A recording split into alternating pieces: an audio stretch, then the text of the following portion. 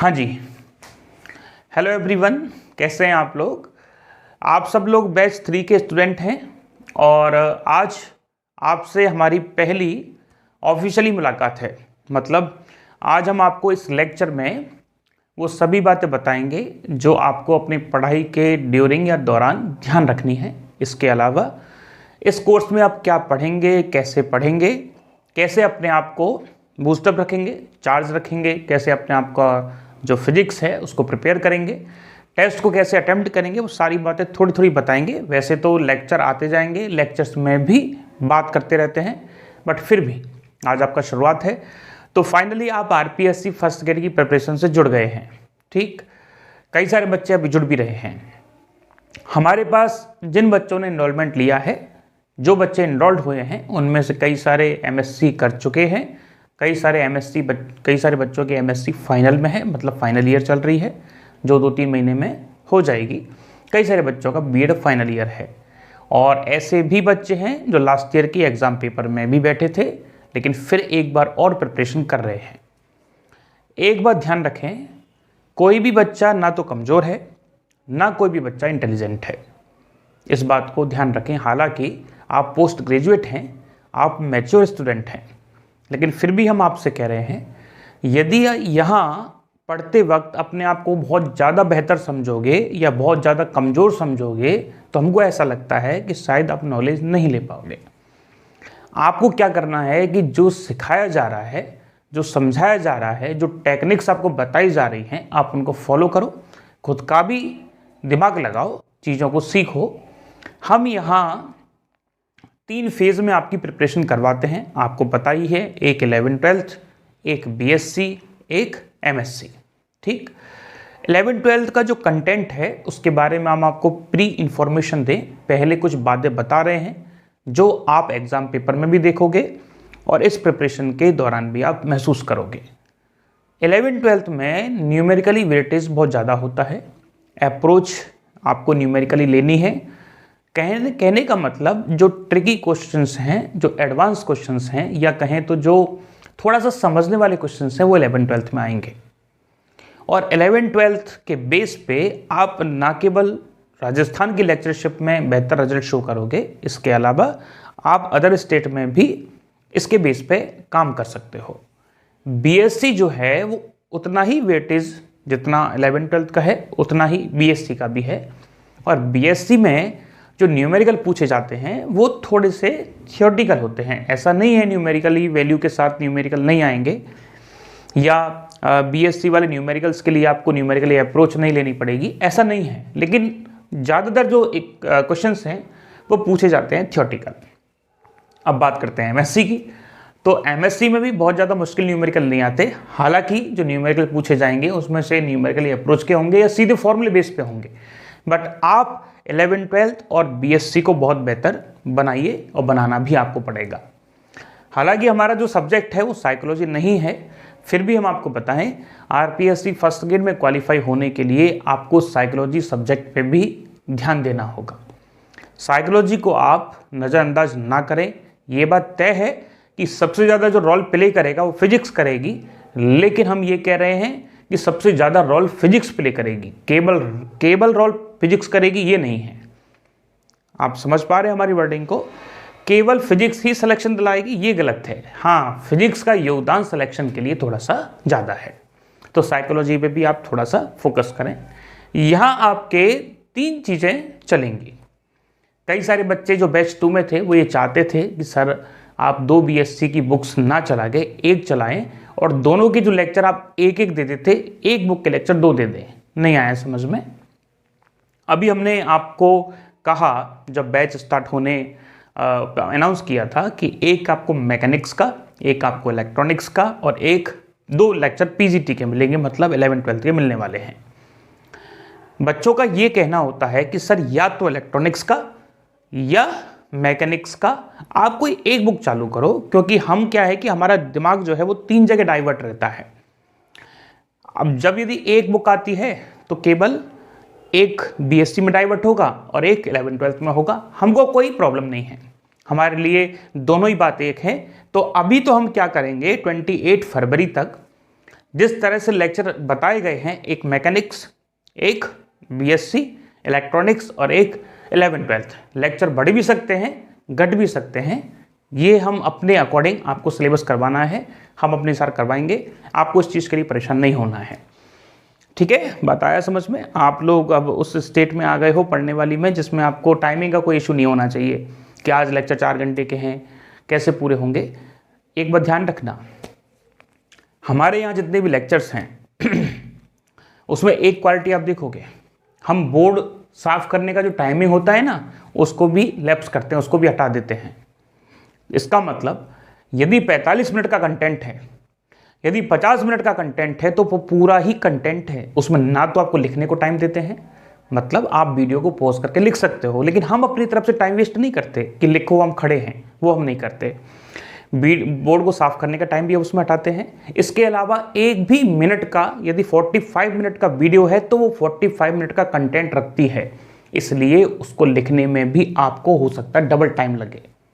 बात को समझना, आपको हो सकता है कि 1 घंटे को लेक्चर को लिखने में, ये हमको सुनने में आता है, जितने भी हमारे एस्पिरेंट हैं वो हमसे कहते हैं कि सर आपके लेक्चर को लिखने में हमको डबल टाइम लगता है।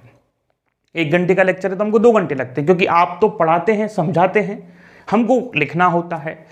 तो टाइमिंग भले ही कितना लगे, वीडियो भले ही आप अनलिमिटेड टाइम देख सकते हो, कई बार देख सकते हो, लेकिन फिर भी नोट्स को प्रॉपर तैयार कर लें। मोस्ट इंपॉर्टेंट चीज़ों को अंडरलाइन करें। एक आप हैवी क्वांटिटी की, जिसमें पेजेस काफ़ी ज़्यादा हो, उसको बनाएं। 11th-12th का एक सब्जेक्ट या एक नोटबुक परचेज करके लाएं। दूसरा जो नोटबुक है उसमें आप बीएससी का कंटेंट चालू करेंगे, और उसका जो पहला नोटबुक है, मतलब बीएससी वाला नोटबुक, उसको इलेक्ट्रॉनिक्स का बनाएंगे और एक नोटबुक और परचेज करेंगे। कहने का मतलब 3 नोटबुक परचेज करनी है, 2 बीएससी के लिए और एक एमएससी के लिए।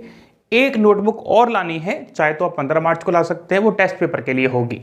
ठीक है, उसमें इंपॉर्टेंट डाटा हम लिखने वाले हैं। दूसरी बात ध्यान रखें, जब आप हमारे नोट्स को बनाएं तो एक बात का विशेष ध्यान रखें, बहुत इंपॉर्टेंट बात है। हम कई बार क्या होता है कि नोट्स बनाते समय स्पेस नहीं छोड़ते, हमको स्पेस छोड़ना है, हमको थोड़ा दूरी के साथ दूर दूर लिखते हुए नोट्स को तैयार करने हैं। यदि टॉपिक आपका हाफ पेज पे ख़त्म हो गया है तो बाकी का हाफ पेज आप छोड़ दें, क्योंकि उस हाफ पेज में आप रिलेटेड न्यूमेरिकल का अप्रोच या आपने जो लर्निंग किया है वो आप नोट कर सकते हैं। ये बातें हालांकि हमारी बताने की नहीं है, धीरे धीरे आप समय के साथ सीख जाओगे, पर क्यों हम आपका समय खराब करें कि आप धीरे धीरे सीखो। पहले सिखा रहे हैं जिससे और कुछ सीख पाओ। ठीक है, ये बात ध्यान रखना, थोड़ा सा स्पेसिंग के साथ काम करना। किसी भी स्थिति में डिप्रेशन क्रिएट नहीं होना चाहिए, चाहे आपका पड़ोसी, चाहे आपका साथ में पढ़ने वाला, या इस बैच का कोई भी स्टूडेंट कितना भी इंटेलिजेंट हो और कितना भी कमज़ोर हो। हमने पहले ही कहा है, जो रेगुलर पढ़ेगा उसका सिलेक्शन होगा, ये बात लिखवा लो। चाहे किसी भी स्टूडेंट के पास कितनी भी पुरानी नॉलेज क्यों ना हो, चाहे किसी भी स्टूडेंट के पास बिल्कुल नॉलेज क्यों कम क्यों ना हो, दोनों ही एस्पिरेंट के सिलेक्शन होने के चांसेस बराबर हैं यदि दोनों की कंसिस्टेंसी इक्वल है, मतलब दोनों डेली पढ़ाई करते हैं। लैप्स नहीं होना चाहिए। बैकलॉग की कोशिश करें। बैकलॉग होता है जब आप वीडियोस नहीं देखते हैं तो वो धीरे धीरे करके इकट्ठी हो जाती हैं, वो होता है बैकलॉग। तो उस बैकलॉग को कोशिश करें कि वो ना बने। पर डे के लेक्चर पर डे देखें। हम संडे का ऑफ रखेंगे जिसमें आप समझाए गए लेक्चर्स को एक बार रिवाइज कर सकें। टेस्ट सभी एस्पिरेंट को टाइम टू टाइम देने हैं, टेस्ट को कलेक्ट ना करें, ये भी ध्यान रखें। 15 मार्च का टेस्ट है, 18 मार्च का टेस्ट है। यही बातें हम बैच 2 और बैच 1 में भी कहते हैं। बहुत सारे बच्चे बिल्कुल रेगुलर भी हैं, बहुत सारे बच्चे सोचते हैं कि टेस्ट को बाद में दे दिया जाएगा, तो वो अलग अलग सोच है सबका, हमारा काम आपको बताना है। ठीक है, इसके अलावा ध्यान रखें, ये जो इंस्टीट्यूट है पीजीटी फिजिक्स पॉइंट, आपने ये देख लिया होगा, ये जो पहला वीडियो है इसको बनाने का कोई रिक्वायरमेंट नहीं था। आपको हम पहला लेक्चर दे देते इलेक्ट्रॉनिक्स का, हम आपको मैकेनिक्स का लेक्चर दे देते, हम आपको पीजीटी का लेक्चर दे देते, और ना आप हमसे ये डिमांड करते कि ऐसे बातें हमको बताओ। हम आपको ये बातें इसलिए बता रहे हैं कि आप एक बिलीव के साथ इंस्टीट्यूट में आए हैं, और वो बिलीव जो है वो ये है कि हमको इस साल जॉब मिल पाए, इस साल हम लेक्चरर बन पाएँ। बनना ना बनना सिर्फ और सिर्फ आपकी मेहनत पे डिपेंड है। हमारे यहाँ से दिया गया कंटेंट बैच 1, 2, 3 सबके लिए बराबर है। अब हम ये रिजल्ट बताएगा कि किस बैच से ज़्यादा सिलेक्शन होते हैं। ये किस बेस पे डिपेंड होगा कि आप कितना पढ़ाई करते हैं। एक बात और लास्ट में, बैच 3 के जो स्टूडेंट हैं वो बिल्कुल ये ना सोचें कि सर बैच 1 तो आपका 4 महीने पुराना है, बैच जो 2 है वो आपका 1.5 महीने पुराना है, तो उसमें ज़्यादा कंटेंट हो गया है तो हम पीछे हो गए हैं। ऐसा नहीं होता। जब जागे तब सवेरा। हालांकि ये बात आपने कई बार सुनी होगी, लेकिन इसका जो मर्म है, इसका जो मीन है, वास्तविकता में बहुत बड़ा है। जब प्रॉब्लम आपके पास आती है तो उससे लड़ें, और जब आप नॉलेज गेन कर लें, जब आप मेहनत चालू कर दें, तब आप इंटेलिजेंट बन सकते हैं। कमज़ोर स्टूडेंट हो, इंटेलिजेंट स्टूडेंट हो, पर डे पढ़ाई करोगे तो सिलेक्शन ले लोगे। पेपर का जो डिमांड है, आप जब हमारे लेक्चर्स को देखोगे, मैकेनिक्स का लेक्चर, 11th-12th का लेक्चर, दोनों में आपको डिफरेंस दिखेगा।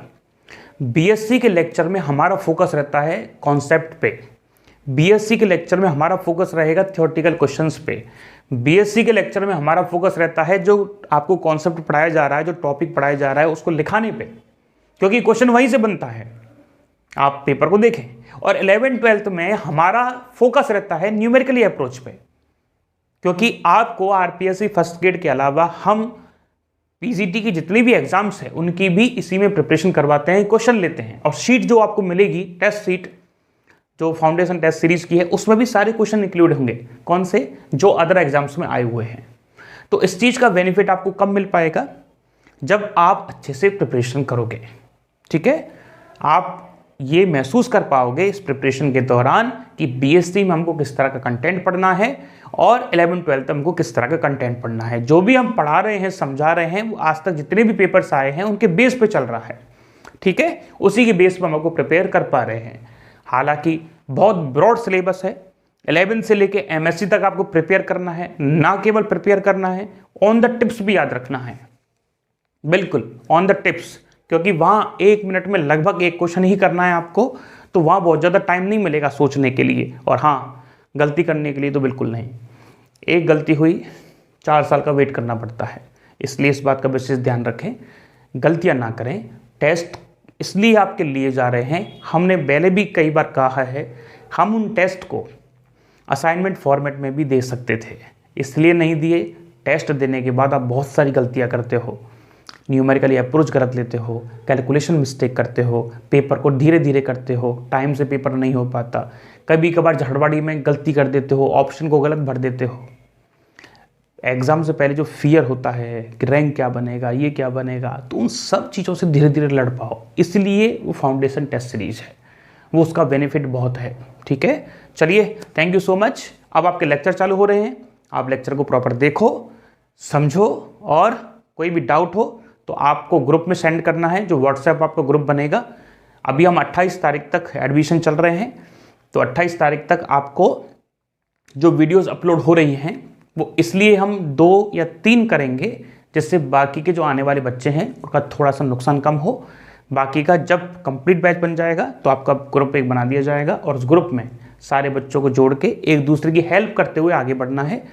जो ग्रुप में जितना ज़्यादा एक्टिव होगा, मतलब क्वेश्चंस को भेजने में, किसी को आंसर बताने में, उसका नॉलेज उतना ही बिल्ड होगा। क्योंकि आपने सीख लिया होगा, जब हम किसी को समझाते हैं तो हम बेहतर समझ विकसित करते हैं उस कॉन्सेप्ट के रेफरेंस में। ठीक है, चलिए, थैंक यू सो मच। आप सब लोग अच्छे से प्रिपेयर करें, और हम तो यही कहेंगे कि जितने भी एस्पिरेंट हमारे पास हैं उन सब का आरपीएससी फर्स्ट ग्रेड में सिलेक्शन हो। Thank you so much, thank you.